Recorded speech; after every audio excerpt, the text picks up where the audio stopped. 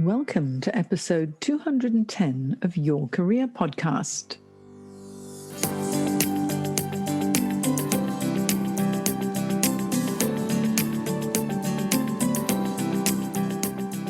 Welcome back to Your Career Podcast. I'm delighted that you're here because I have had so many people ask me for help with clarity this month that now we're solidly into 2021. I thought I should record this episode to help you get clear on what you really want in your career. You might be asking yourself, what is the right career for me? Are you asking yourself this? Or do you feel stuck in your current situation? Has your role been made redundant? Or are you in between jobs and unsure of what you want to do next? You might be thinking, am I in the wrong job? You might also be thinking, something's missing in my career, but I just don't know what it is. So I'm dedicating this episode to help you get clear. But before I go through those steps that'll help you to gain career clarity and make your decision-making process easier, I'd like to tell you about the new digital platform called Clubhouse, where we can get to know each other in real time. If you love podcasts, then you'll love Clubhouse, as it's like podcasting meets talkback radio. Sounds good, doesn't it? So it's just like what you're doing now, listening to me, but the difference is that you can also ask a question and have it answered on the spot, or you can start a discussion with me in one of the rooms that we can set up on Clubhouse. How does that sound to you? It's audio only, so you won't get what we've all experienced during COVID, Zoom fatigue, and there's no need to dress up or worry about how you look. You can be exercising, walking the dog, doing the ironing, or working on your computer and still be part of the conversation. As long as you have an iPhone, and Clubhouse will be opening up to Android users later in March, they say. But as long as you've got an iPhone or an iPad, you can download the Clubhouse app and get started. So I've set up a Clubhouse room. It's like a chat room. And I've set that up to open up every Monday at 7 p.m. Sydney time, which is 8 a.m. London time. And you can figure out wherever it is, wherever you are at the moment. And you're very welcome to join me and ask your questions and have a live chat with me. And it's just like, we're on the phone, but there'll be other people on the call also having a chat. So you'll get to expand your professional network too. So in my show notes, I'll put a link for you to click to apply to join Clubhouse if you're not on it already. And also a link to an excellent article by Social Media Examiner that explains it all in detail, and you'll find the Clubhouse app in the App Store.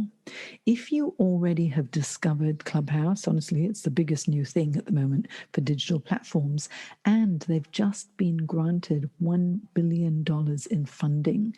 So big businesses know that this is the place to be. So if you're already on Clubhouse, you can find me. My handle is so you use that @ at Jane Career Coach, or you can just type in Jane Jackson and you'll see Jane Career Coach somewhere. You'll find me.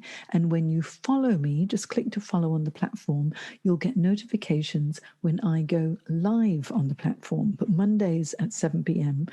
Sydney time, that's one regular time that I will be hosting every week. So this is a great opportunity for you to have some fun, follow a number of chat rooms that catch your interest, and also get to know me in my regular chat room too, Clubhouse. It's also very, very social. So I hope to meet you on it. Have a look at my show notes on janejacksoncoach.com/podcast, and it's got all of the details there if I've piqued your curiosity. Now, let's focus on your career. No matter what stage you're in your career journey and what level your experience may be, career uncertainty can affect all of us. I know I've had little wobbles every once in a while as well, and I've made quite a few career transitions in my career until I turned the ripe old age of 40, and I fell into career coaching, and it felt like home, honestly. I was born to be a coach, and it did take me time to get there. So let's get you there a little bit sooner. Here, I'll tell you a little bit about my background and the transitions that I've made as well, because I've made many career changes in my life, from flight attendant when I was only 18 years old with Korean Airlines, and I was flying from Hong Kong to Seoul, to Honolulu, Anchorage, Paris, and back. And it was a wonderful job for an 18-year-old. Okay, but I realized that I couldn't really do it forever. And so after flying for a year, I decided to go off to uni. And I trained as a graphic designer, got a degree in technical illustration and graphic design. And I went back home to Hong Kong, which is where I was living at the time, and I became a graphic designer. But I'm not a very good one. Okay. I can do it, but I'm not brilliant. And there are many more people much better than I am. Sometimes you have to just acknowledge what you're not great at. But then I transitioned into public relations, agency side in Hong Kong. And I discovered I'm much better at talking than I am at designing. Okay. And so working in PR in Hong Kong agency side, I moved to London and started working client side with United Biscuits, which was really great fun. And, you know, if you're from the UK, you'll know KP Crisps and all that. And so I was working for them, but then I decided to go back to flying because I kind of missed being a trolley dolly, if I dare say that. Is that politically incorrect? Apologies if it is. But, you know, I was flying with British Airways, so I applied and got the job, which was great. That whole interview process was so daunting. So I was really happy that I was selected to become a British Airways flight attendant. And I did that for a stint before I got married and had children. I've also been a fitness instructor, personal trainee, and I was a Nike-sponsored aerobics teacher in Singapore, and a corporate trainer before launching into a new career path as a career coach 20 years ago in Singapore and now in Sydney. Every change really excited me, and it also put fear into me, as change is an exciting yet equally intimidating proposition. Wouldn't you agree? And it wasn't until I transitioned into career coaching that I discovered my true calling. And I have never been happier, more fulfilled, and enjoying every single day as much as I do now. You know, when you found your calling, it just doesn't feel like work. It's your mission. And my mission is to make careers guidance accessible and affordable to all who need it. Now, I also need to earn a living as well. We all do, because, you know, our work is a means to an end. But if it's not just a job as such, but it's something that makes you really happy, then you find that it doesn't feel like work at all. So, if your career journey has taken a turn in the wrong direction, or one that just doesn't quite feel right, it doesn't have to be the path of no return. Gaining clarity will reset your career compass. Okay, so now I'm going to explain exactly what is career clarity, what is career focus, okay? So what is career clarity? Ultimately, it's an understanding of who you are, what you can do, what you want to do, the values that drive you, what motivates and demotivates you, what brings you joy and what drags you down, and what your own personal preferences are in any role that you take on. So all of that comes together to help you to understand what makes you tick and what your mission in life is. Now, if you have that, you'll have better career clarity than most people. So you've got to think about that, right? So you might actually want to pause this podcast and write this down. So I'll just go over it just one more time. You need to understand who you are, what you can do, what you want to do, the values that drive you, what motivates and demotivates you, what brings you joy, really makes you smile, and what drags you down, and what your personal preferences are in any role that you take on. Okay? Now, once you gain the career clarity in those areas, then you need to understand the concept of career focus. So what is career focus. Now, this is about having a clear vision of who you are and where you want your career to take you. Essentially, I like to think of career focus as your goal, okay? So with that goal as your focus, every choice you make will help you to get closer to what will be truly satisfying for you in your career. Now, I just want to tell you about an in-depth study by can't even say the word now, Dr. Edgar Sheen. So, excuse me, getting a little bit tongue-tied, aren't I? Widely acclaimed as one of the founders of the field of modern organizational psychology. Now, he discovered that all of us have a particular orientation towards our work. That is, we all approach our work with a certain set of priorities and values. Would you agree? And those are what we call our career anchors. So if we understand your career anchor, you'll find that it will give you your focus. We all have a career anchor that pulls us in a certain direction. And this career anchor stays true throughout our career. Doesn't matter what phase of life we're in, the anchor itself stays true. And this is what was discovered by Dr. Edgar Sheen. I got it right that time, didn't I? Okay, so your anchor is a combination of these things: your perceived areas of competence, what your true motives are, and the values relating to your professional work choices. Often people select a career for the wrong reasons. They find that their workplace is incompatible with their true values. Have you ever been in a situation like that?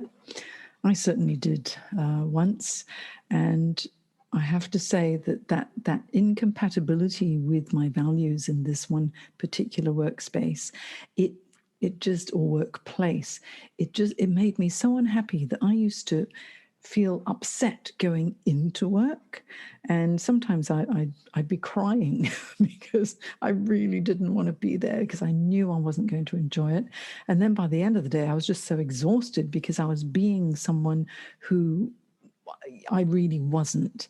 And I had to come out of my comfort zone too many times because there was just a mismatch of values. It really felt uncomfortable. I wonder if you felt that way. If you have, I'd like to hear about it. So you can always drop me an email at jane@janejacksoncoach.com and tell me, because I'd like to find out how you felt too. Now, this situation where, it's the workplace is incompatible with your true values, the situation results in feelings of unrest or discontent, frustration. You won't be very productive either. And it's that feeling of something's just not quite right. And for you to avoid this feeling of lack of focus, turn to your career anchor once you have identified it, to discover your real values and use them to make better choices. Okay? A career anchor is the one element in your self-concept that holds you on the right path, even in the face of difficult choices. So now, have you still got that pen and paper? Okay, if you haven't, honestly, pause now and get a pen and paper so you can write down what I'm about to explain to you. Are you ready? Okay, I'm going to explain how to get career clarity and how to gain career focus. So this is what you need to do to gain career clarity. Conduct a stock take of where you're at in each of these areas of your life. Okay, so number one, take an inventory of your career.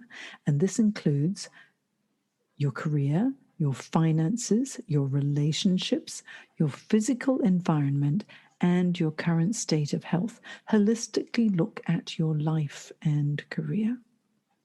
Secondly, identifying what you are tolerating in both your life and career right now. You know, those niggly little things that just annoy you and you think, oh, I really should do something about it, but you don't. And you tolerate it and you tolerate it, and then one day you just blow up. There are little things like that. It's like the squeaky wheel or the flickering fluorescent light that annoys you so much. And all you need to do is to change the bulb. It stops flickering, and then you feel, you don't even notice the light anymore. When there's nothing wrong with the light, you don't notice it. But when there is something wrong and it keeps flickering and flickering, it takes your attention towards it, and then it drains your energy when your energy should be focused on other things. Number 3, identify your top personal and career values. What really pulls you? Number 4 is to identify your work satisfiers and your work dissatisfiers. What makes you smile and what just cheeses you off all the time? And there could be many satisfiers or many dissatisfiers. If you identify them, then you'll be able to do something about it. You have a choice.